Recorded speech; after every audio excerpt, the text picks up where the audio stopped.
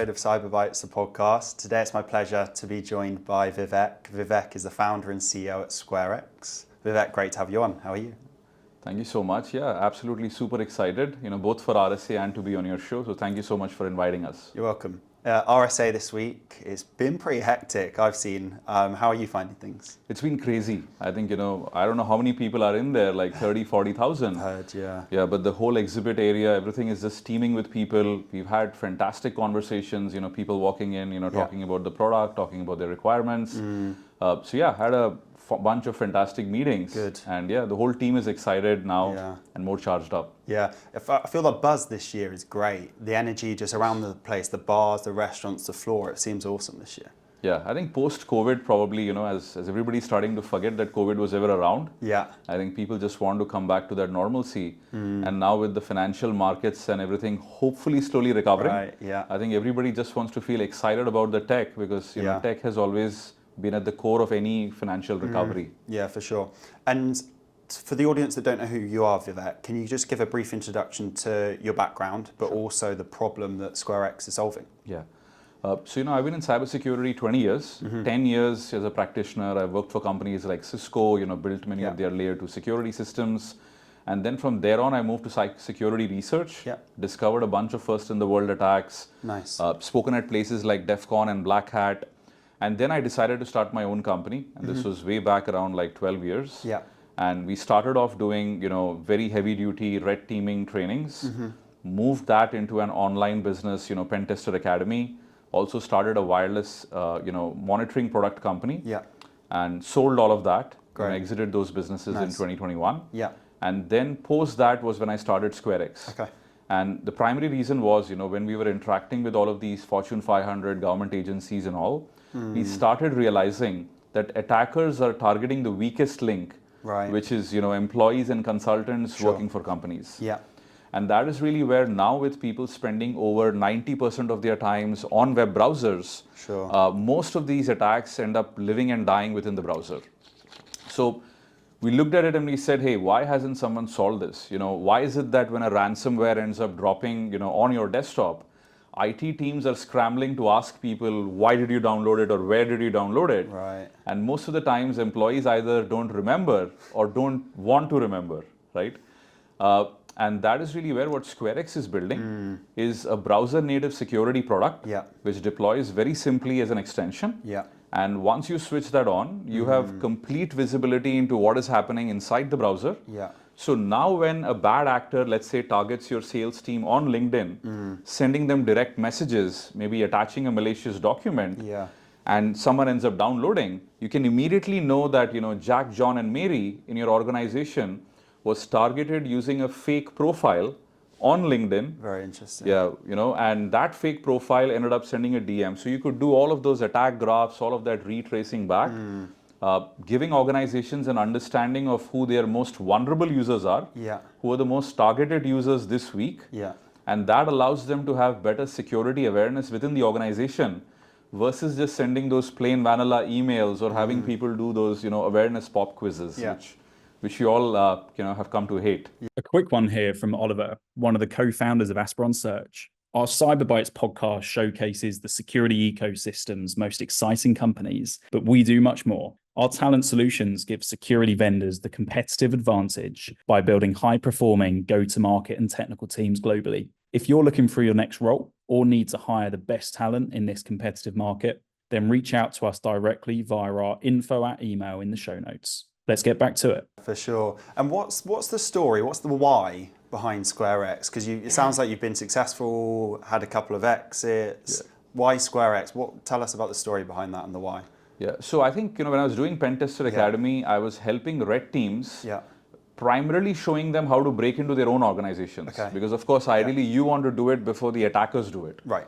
And one common theme which came up is, hey, you know what, we're deploying these SASE, SSE, secure web gateways. We have endpoint security solutions. How do we bypass all of this, right? How can we show that attackers could still get through and how to go about building better defenses? So at that point in time, I sat down, looked at the status quo, looked at all the products around, and quickly figured there were these very big gaping, kind of holes in the whole security strategy.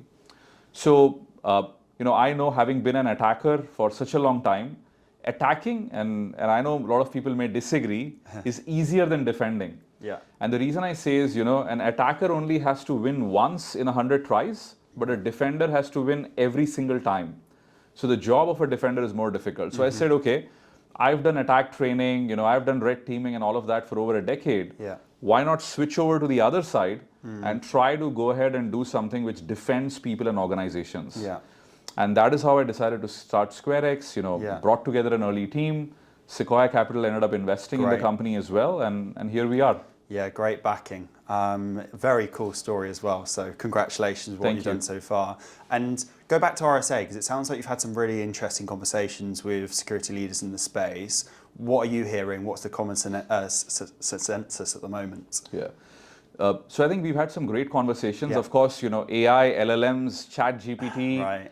And all of that is in everybody's mind. Yeah. So of course, that's a great way to begin a discussion and talk about how organizations are worried about data leakage into these LLMs and what could happen and how attackers could probably take control, things like that. Sure. And I think from there, what it always segues to is employees, again, unfortunately, are the most vulnerable, the most gullible when it comes to targeting.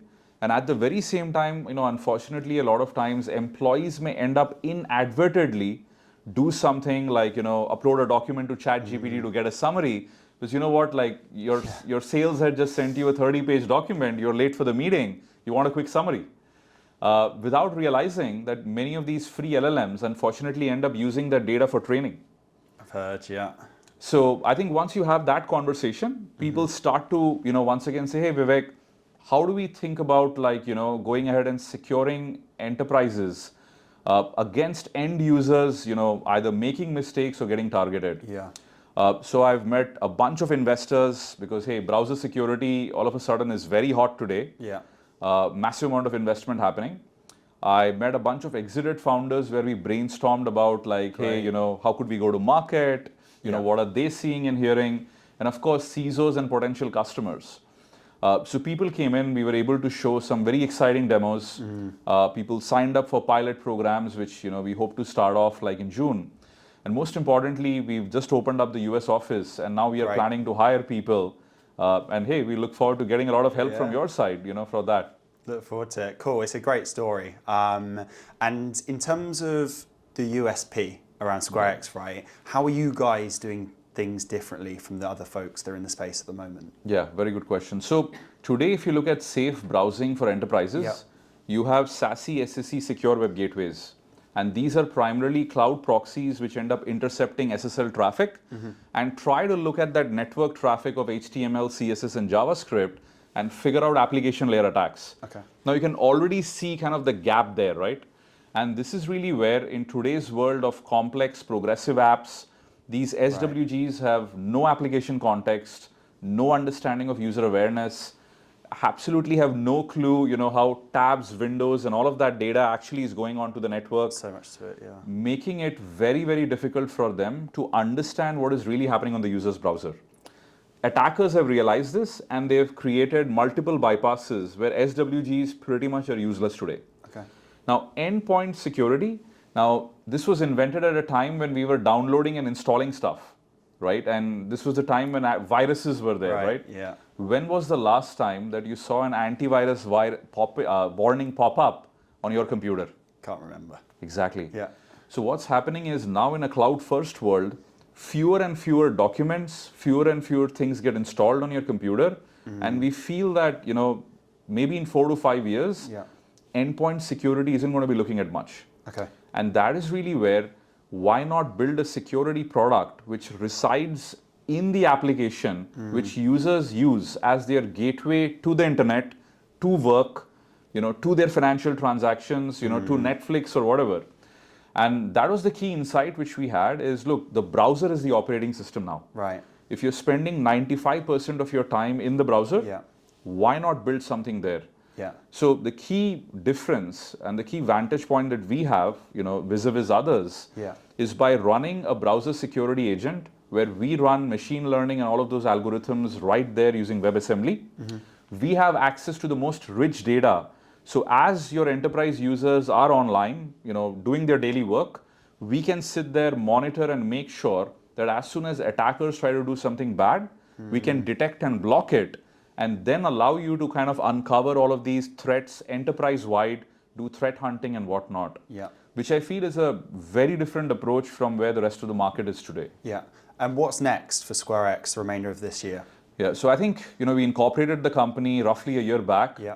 It was doing fantastic. We built the first version of the product. We actually even gave out a freemium version for folks to try. Great.